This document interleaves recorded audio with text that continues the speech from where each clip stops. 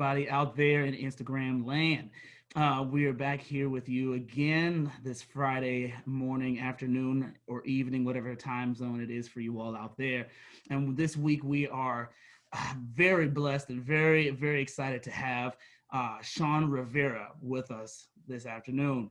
He is a Grammy nominated singer. He used to sing with the group As Yet. He is a platinum music seller, and he is, I mean, just has, you know, tons of people that he's worked with throughout these over these past few years. And we're going to be talking about some of the stuff that he's doing with us doing right now in his community and all over the world. And just, yeah, we're really excited to have him back. And as you know, as you see a familiar face down here, this is William Dickerson II, back to talk a little bit more with us about some of these issues and some of these topics that we've been tackling over the last 2 weeks. So if you're tuned in back here on this third week, I want to say thank you for checking back in and for looking at all of the wonderful artists who have submitted their work over these past couple of weeks as well. Just a huge thank you to everybody out there as well. But yeah, this week, without further ado, we're going to chat a little bit about overcoming. So the first week, we talked a little bit about identity, right? Where we were kind of tackling a little bit about the subject of, you know, who are we? What does it mean to be Black? We had Alexis put up a piece. We had McKady put up a piece about Blue Beneath My Skin, which just talked about, you know, identifying themselves, one as a light-skinned black person, and then another person coming from Jamaica, coming in from abroad, trying to figure out where their place is in this world and in this country. And yeah, and so now we're going to be, and then last week we talked about oppression, which was another great conversation with Alexis this time. And this week we're going to be talking about overcoming. And so without further ado, I'm gonna hand it over to the guys here, and we're just gonna say, well, so what do you guys think about overcoming in the context of Black History Month? Well, I'm still trying to overcome the fact that we're celebrating Black History Month in October. Yeah. I'm like, how come they get they get 3 extra days, man? What's up with that? I know. Everybody kept asking me that when I was telling folks to like jump on board. They're like, what? The whole month? A full month. But yeah, that's what it is. So Yeah. What is your experience? What do you guys' experience with overcoming? Oh, man. Well, first of all, I just want to say thanks for having me on. And I got a chance to catch a little bit of some of the previous interviews.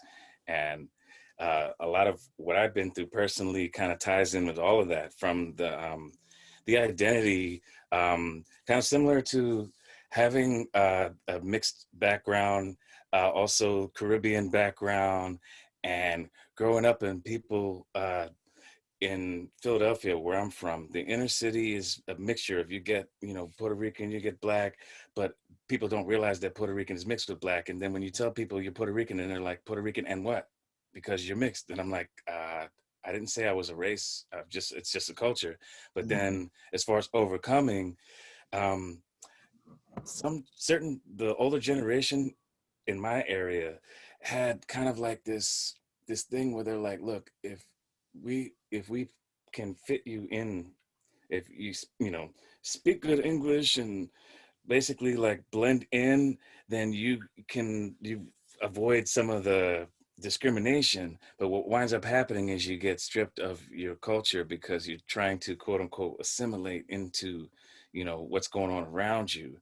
And for me, how I escaped the trappings of the city was through education. It had nothing to do with assimilation per se, but if you study and you actually get good grades, you can go to a school that's not in your district, you know. And that's the things that we still have to deal with now, where it's like everything is zoned in such a way where, like, if you are from a certain background or socioeconomic status or certain race, and they redline you and they stick you in this area, then you're supposed to go to the local school. And it's almost like the flight path is determined for you before you even have a chance to go anywhere. So, like, I mean, a lot of people aren't familiar with Philadelphia, but we have like the magnet school program Yep. So like, you know, I was the only one from my area that got in. And it was a thing where, you know, in Catholic school, I went to Catholic school because that was the only private school that you could go to, basically. And they told me, your kind doesn't belong here. And they beat, I was just talking to my mom about this the other day. I mean, she's saves her hard-earned money, and she's got her, you know, she's not made of money. She's blind. She gets a disability, and she's like, you know, cutting corners to make sure that we didn't go to the local public school, because of the neighborhood we lived in, only to be treated like, you know, second-class citizen at the school that you're paying to go to. So we had to deal with those kind of things. All the guys in my group were from like pretty bad parts of town. So the only thing that we had in common that we could use to get out, you know, it's like the stereotypical being an athlete, being an entertainer, being, you know, like it's kind of expected of you. And I turned down Ivy League scholarships to sing in the group because I felt like it was where my heart was, and overcoming like people's perception of like, okay, you have to go to school because you're the only one who got a chance to go to school. But the things that they teach you in school, you can learn in real life.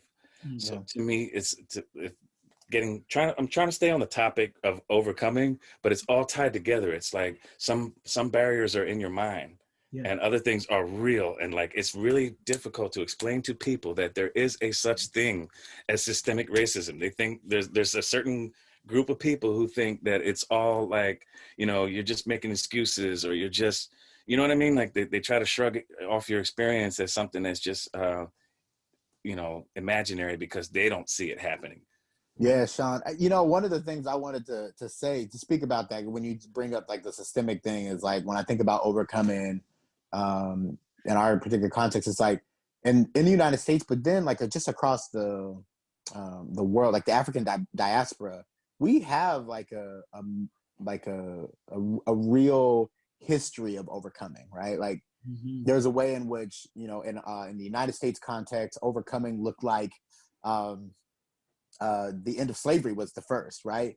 And we talk about the ending of slavery from this perspective that like the northern whites like came down and saved the enslaved blacks from slavery, and that they're like the saviors and the heroes of the story.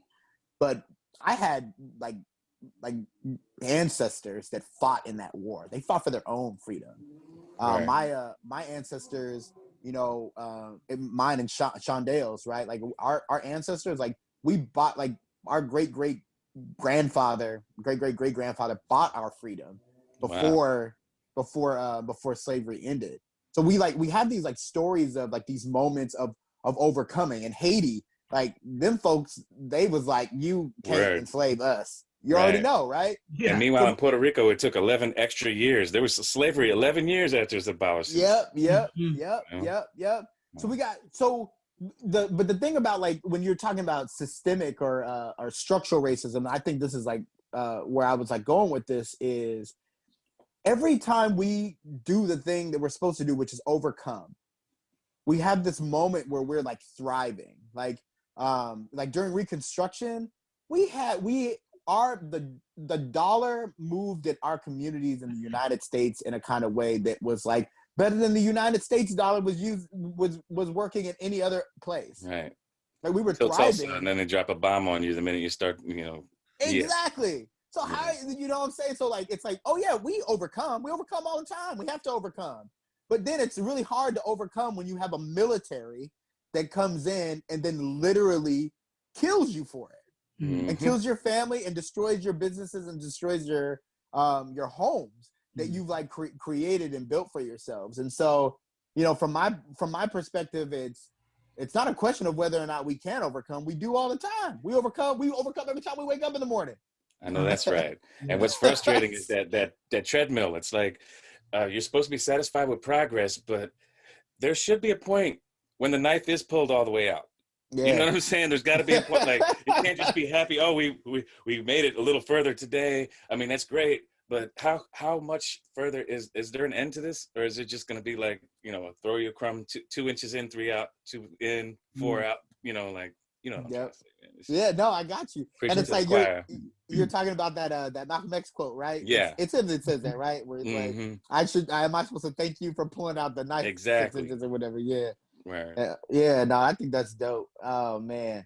And the thing too, like Shawn, I want to encourage you to tell your story, man, whatever context it is, because as we talked about last week, all of these things do come together. They do overlap in some sort of way, and and that's just kind of how it is. But we broke it down for artistic purposes each week, so we can tackle each segment of what racism encompasses. So yeah, man, Exactly. I mean, like, if identity 100% plays a huge role in how you overcome certain Yeah. obstacles in life. You know what I mean? Yeah. But see, I So had to Yeah. deal with a lot of different things because it's like, okay, on one side, like the rest of my family on my father's side, they're all like Spanish as a first language. And so they always looked at me like, oh, you think you're too good to speak Spanish? But then, that was because I wasn't taught Spanish because they didn't want me to have to translate everything Yep. twice and appear like a foreigner.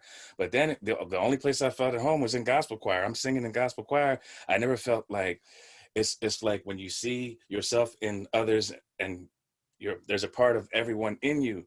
So you're never enough of one thing to please anybody. But the one time that I never felt ostracized was by the Black community. I'm like, this is where I belong. And it wasn't even a question. I'm like, I'm singing a gospel choir. I got discovered to sing in the group from singing in my own high school gospel choir. Then I wound up working, I'm skipping all over the place, but I had to deal with like, the neighborhood stuff, getting the scholarship to go to University of Arts for jazz voice. It was only 2 slots open that year. And then I dropped out to sign with LaFace Records. We went to California, and that was a whole nother animal out there. The charm wore off for me right away.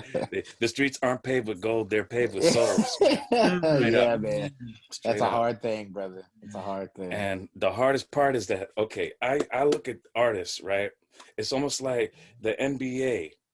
They draft you, but that's just the beginning. You think, oh, I signed my contract, and it's all going to be good from here. But then you have the problems that come along with that. And then there's 2 sets of rules.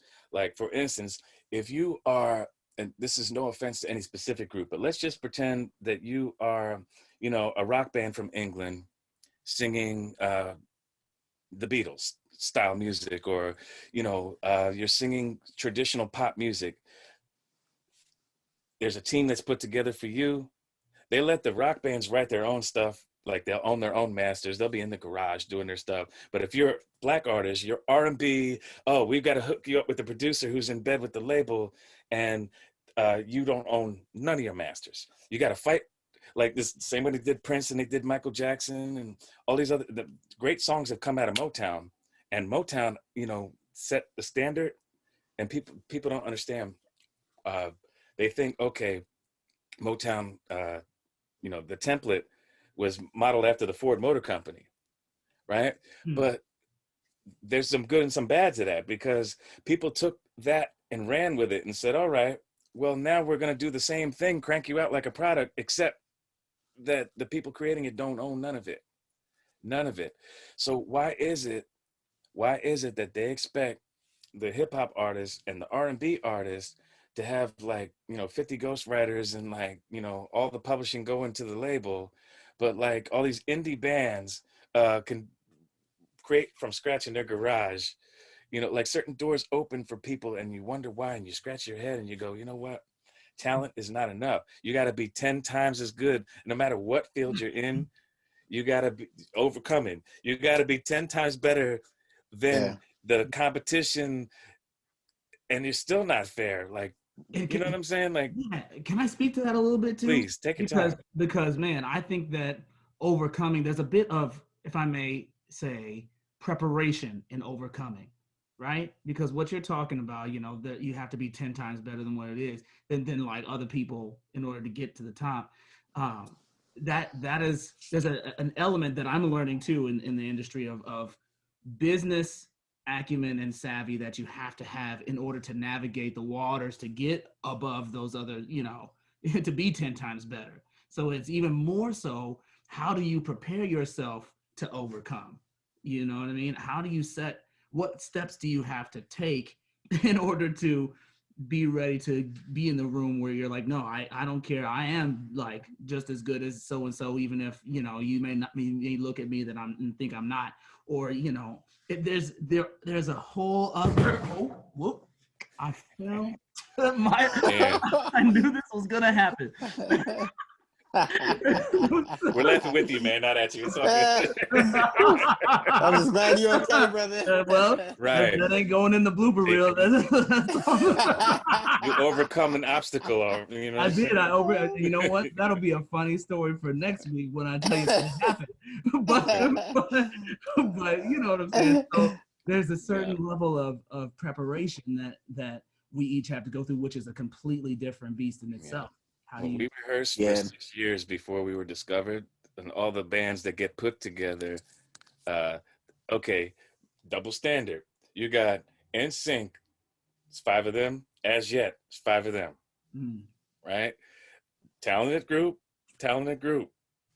One group spends 6 years as amateurs to struggle to get put together. Another group gets put together from people who are already doing their own thing. Now, if you tried to put together a group just based on like the looks, you try to put together like these things don't happen no more. They don't happen no more because you have to overcome your ego. There's no unity anymore. Like you never hear about like how come all the groups from the hood, they all start out together, and the ones that's related stay together, and the ones that ain't get kicked out. And then the other groups, they can all become actors and move on, you know, like the NSYNCs and the Backstreet Boys and all those groups. I'm not taking nothing away from them. I just feel like the flight path, again, seems to be determined for certain people, like in ways that it doesn't happen for other people. Yeah. I mean, there's like this level of, you know, you could see this in a lot of, it's like, you're not just overcoming what everyone else is overcoming, which is like fear and anxiety and self-doubt. It's like you got to overcome that, and then you got to overcome like people's belief about who you are supposed to be because of the color of your skin. You got to overcome like this other piece around like there's like an ideology around laziness and like that we don't work hard. You got to overcome that. You got to overcome like all of people's racist ideology, and then the ways in which our sister Alexis was talking about this last week. She was talking about how she didn't get a particular part, and when she went and like confronted the director about it, he was like, "I'm sorry, I just didn't even think about you. I didn't even think about I didn't even see you." Wow. So it's like, you know what I'm saying? Like there's like this way in which comes out, right? I was in Malaysia, right? Oh, to speak on that, right? You just reminded me of something. And I'm pretty sure Stephanie wouldn't understand. She's not on this call, but I was at a private school in Johor, which is like right at the border where Singapore is. And it's most of the people that go to this school are expats. They're like, you know, they're either white, English, or mixed. They call them matsale, right? But they were doing a production of Dr. Jekyll and Mr. Hyde. And why was Mr. Hyde the only Indian actor, brown skin, had to play the dark side, the alter ego, the villain? His parents were so proud and he was so excited. I went to the teacher and I said, does anybody else see what I'm seeing? Like, because I was friends with the guy who actually, he invited me to come see the show. And he was like, what are your thoughts? And I said, I don't know if it's just because of my own personal perception or background in the United States, but I find it kind of, you know, disconcerting that the villain is being played by the only person of color in the whole cast. It has to be the Mr. Hyde, like, you know, like it's just setting up kind of a stereotype that, like, you know, the evil person is the dark person, and why? But they were like totally oblivious, like. But they're like, look how proud his family is. They're just glad he got an opportunity to be a thespian in the show, you know? Like, I don't think they even saw it the way I saw it. Yeah. Well, you know, what's so interesting about it, too, I mean, I think people's relationship to it is different based around where they're at and how, like, racial oppression plays out in those particular places. And I think, so a part of, like, what you're getting at like coming back to like the overcoming like concept as well is like we talked about this, Shawn. I think it was last week, or I think it was then, but we were talking about how like when it comes to like acting, for example, like or like musicians, things like that, like actors could only play like in minstrel shows, and they would have to like darken their skin, and they can only play like the nanny or mammy or whatever whatever it is, the butler, whatever it was at that particular time. And what's tough about this is like if they don't do that, right, then you actually don't have your Denzel Washingtons. You don't have like these. What's crazy is what did Denzel get his Oscar for? Playing a gangster. Yeah, I know. After all that body of work, and they give it to him for the most stereotypical and for thing. playing a slave. Thank you. Yeah. And then with Halle Berry, Monsters Ball, like, okay, you have to kind of please the powers that be by catering to the fetish. You know what I'm saying? Like, So I mean, I could go on. I mean, it's like, go ahead. No. So go ahead, William. Yeah, I mean, I just like when I think about that, it's like we get set up in these kinds of ways where the way in which we feel like, or we see, the only pathway we see to being able to overcome so that we can pave the way for the generation to come after us, is to like suck it up and to do the thing that like is demeaning to us in that particular moment. Put the dress on. No, but that's the other thing with the guys putting the dresses on and all that. Like all the comedians. I mean, it's gonna be something. Like, do you remember when Will Smith did 6 Degrees of Separation? Oh yeah. Yep. Oh man, I was like, whoa, that was when they took him seriously though. Yeah. Like sometimes you have to cross lines that other people won't, and that's what seems to get attention in Hollywood. But overcoming stereotypes. Like personally, I had to deal with stuff where like they're like in Hollywood, right? The casting directors would say, "Oh, we're gonna send you out on auditions." Like I had an agent, I was with William Morris and all that, and they'd send me on Spanish-speaking auditions. I'm like, "Did you read the thing? I filled out the form. I don't have anything against speaking Spanish, but I would rather that go to a Spanish-speaking actor who speaks Spanish. Like, I just want to show up on an audition for a character. Like, can you imagine of all they send you on? They take one look at you and they don't even read the resume. They don't even say, well, what are your skills? What are your talents? What are your whatever? They're like, oh, you're going to be Chico and the Man or Freddie Prinze Jr. Or, man, I used to have a big fro like this big. Mm-hmm. And I got booked. That's in your resume? Yeah. I got booked in Italy for to do Lenny Kravitz songs. I got paid good, though. I was like, you know what? I learned the songs on the plane. They love Lenny Kravitz over in Italy. Yep. But, to be fair to Malaysia, right, just because I know some of my Malaysian fans will be watching, they have their own historic racism and things to overcome. But when we go there, they think we're either athletes or entertainers. Like, they're scared of us. Like, when we walk down the street, it's not like, they're not gonna clutch their purse. They're gonna be like wanting to take a picture, take a selfie with you. Like it's totally different. The cops won't stop you, pull you over. Like that's one of the things I did enjoy about it. But on the flip side, every time a rap song comes on, they say the N-word along with the song because there's nobody there to check them. They're just like, oh, it's a word, and they get all happy about it. Yeah. Like they don't get that it's like a thing. Yeah, I mean, and it's like the context of it, like. The N-word, like the thing I've learned about the N-word, traveling across and all the places I've been to in the world as well, is like people's relationship to it is completely different than it's here, because like in the United States, man, like the N-word was like getting carved into people's chests as they were being lynched, right? There is just a different way in which it was used in our context. I just think people just would never understand. And so like when we hear it, we're hearing it and we're holding generations of ancestors that like had to not only endure it, but like had to endure the violence that was connected. Like if somebody called you the N-word, right, there was also a set of things that could happen after that, a set of violence that could happen after that. It was like, Hey, really quick segue along this same vein, Shawn. I want to ask you kind of how I want to talk a little bit about your work that you're doing with Black Lives Matter out in LA, right? Okay. Oh yeah. Yes. That's all right with you. It's funny that you mentioned that because when we brought up I guess one of the last things that I got to do with Dr. Maya Angelou. I don't know if you can see her picture back here in the corner there. I can, yeah, in the red dress. I worked on a project for her for about, well, since 2007 is when I started this thing. And what happened was I'd come across her music, her poetry. Like, she used to be a calypso artist, and I was just, digging into her stuff, and it was like a really personal journey for me. And just one day I was so inspired that I wanted to kind of give something back, like in a way of like the way that her words hit me. I thought maybe it'll hit other people if it's turned into like music, like, like an album. Like, so I took her spoken word, and then this is like way before, how people were doing like auto-tune the news and all these things where they sync up. I was taking her old cassettes and audio books and syncing it up with beats to make it sound like she was rapping. And then she heard it and was like, I think I can do one better. And I'll actually, I flew to her house and like sat in her living room with the recorder.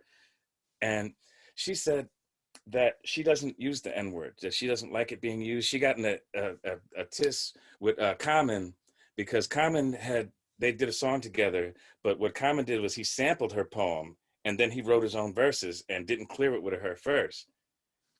And she said that she doesn't like the use of the N-word under any circumstances personally, because it causes division and hate, and because of the painful history. And Common came back and was like, yo, this is a term of endearment and it means different things to different people. And they had to agree to disagree.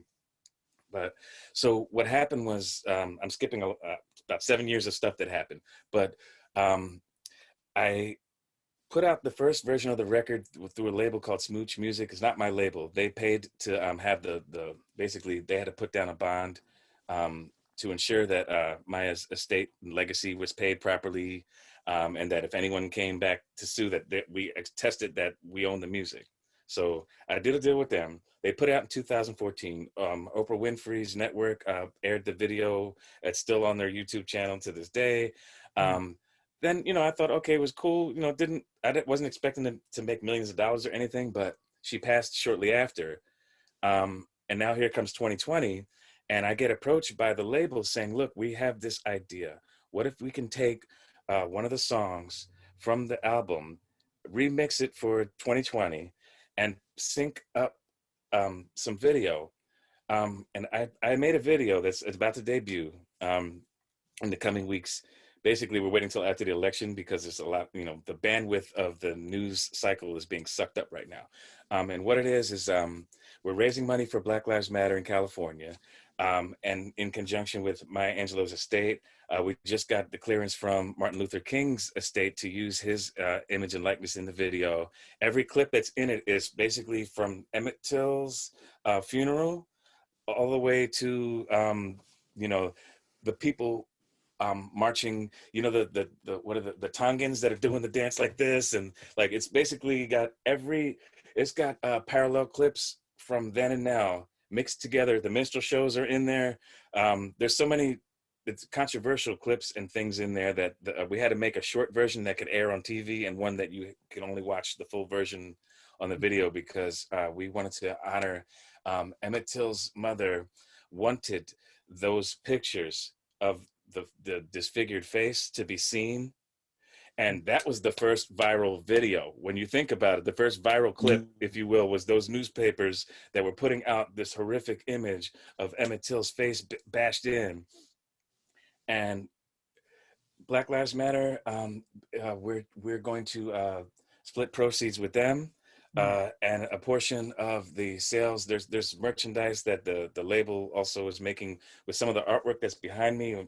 I wish I could like zoom in on it, but there's a gentleman named Alan Aldridge who did the artwork for what do you call it, the Beatles, the Yellow Submarine. If you ever saw the Hard Rock Cafe logo or the House of Blues logo, Elton John's Captain Fantastic, he basically did all these different artworks based on Maya's poem. So one behind me is Harlem Hopscotch, is the one with the little girl doing the hopscotch. It's a double disc set, but this particular song is called Still I Rise. There's the previous version is already out. There's a lyric video that's been out since 2014, but this new video that we just got cleared, man, it took us 6 months to track down all the people who shot all the footage, like the drone footage in California, where you see all the people protesting, the actual George Floyd footage, the little girl who's saying "No justice, no peace." You know, we got her, we paid her family. You know, like we got everyone. We went through kind of like a timeline, because a lot of folks don't know. I'd be surprised how many people don't know. They think just because it's being televised now that it's some new phenomenon, that all this police brutality is going on. So back to overcoming, the hardest part about getting this project done was overcoming the gatekeepers. Yeah. Like, just to get to Maya Angelou, like, you know, I thought, oh, I'll just reach out to her foundation, but they don't work with her directly. They're just, you know, like she like, well, God rest her soul, but at the time she wasn't like sitting around taking meetings with the people. She's out doing her thing. She's teaching at Wake Forest University. She's doing lectures and tours. So people would listen to the project and say, oh, there's a lot of people want to do projects with her. Well, if it was up to me, I would say no, but it's not up to you. Can you just play it for her and see if she likes it? You know, because a lot of people thought, oh, hip hop and she's not going to like that. It's too young. But then her son heard it and her grandson heard it, and they were like, they played it at the Thanksgiving party. But yeah, if you check it out, it's called Cage Bird Songs. The album is out, and there's 2 remixes. There's one called Human Family that's already got about 800,000 views, and that's the Human Family 2020. As we are more alike than we are unalike. Yeah, that's that poem that she's really awesome. So those 2, we have a campaign for Black Lives Matter that's basically going to be from now until after the election, and then we're going to have a competition to have people come and read. Basically, like, we got some folks from Entertainment Tonight and some celebrities that have already started reading the poems, and then we would line it up with the music. So it's like you get to kind of rap along or read along with Maya Angelou. That's a cool experience that people get to have too after the fact, and the fact that you had the opportunity to do that with her, and that it's remanifesting itself all these years later after her death, you know, and all that hard work y'all put in before is really great. Well, it's a testament to Dr. Angelou, because she was ahead of her time. I mean, I cried making this video because it's like she was speaking into the future, you know. It's really deep. That the things she's talking about still, they shouldn't be relevant today. We should have overcome by now, you know, and that's the sad part. I mean, go ahead. No, please go ahead. Go ahead. I was just gonna say we have a couple more minutes, and I was gonna say about what your last thoughts were. So go ahead. Yeah, I mean, you know, I'm actually really excited about this project. First and foremost, I'm looking forward to seeing this thing manifest. One of the things that I think about with overcoming that is in conjunction with what you're talking about when you brought up this idea of like gatekeepers is, you know, I think that there's like all these different levels of why we're not completely free yet. Like, you know, some of what's keeping us from overcoming is systemic racism, and that like every time we take like 20 steps forward, we literally get like kicked back into our place. You know, we talked about that a little bit. But one of the things that we do is like we got a lot of folks of African descent now that are in like really powerful places, but now they're trying to get us to use the master's tools to dismantle the master's house, the Audre Lorde quote, right? And like that ain't gonna get us overcoming, you know. Right. And so you got all these gatekeepers that are like saying just do it this way or do it that way, or you know, this person isn't gonna like that you want to do it that way. And oftentimes they're like our own people. They're people look just like us. They say not all skin folk are kinfolk. Yeah. So I'm like trying to like do like if we're going to overcome, we got to get like all of our skin folk acting like kinfolk together. Yeah. And we got to like get actually a unified front. And so like, you know, my last message around this is like I'm ready to overcome. We have like a unique opportunity right now to overcome and across all across the world right now. Yeah. Like right. It's our time. Yeah. But we got to get out of each other's way to do it. 100%. We got to get out of each other's way. 100%. That's the yes, we're gonna leave it at that too, because that's the best. That's the best way to put that. So as we close up here, I just want to say again, thank you again to Shawn Rivera to come Yes. on, like, you know, and speaking with us today just about your experience with all this and just telling your story. And we, again, to echo what William just said, we are excited to see this project and to check it out and to see where it goes, man, to see who it influences and how it changes this world. And be sure that you got two people right here, and then all of your fans, all of our fans, everybody's going to be plugged into it, and we'll make sure that the word gets spread 100%. Yes, indeed. So keep a lookout for Cage Bird Songs, Dr. Maya Angelou, produced by yours truly, and God rest your soul. Yeah. God rest your All right, soul. y'all. Again, thank you for stopping in this week. Leave us some comments. We will answer them on the next time around.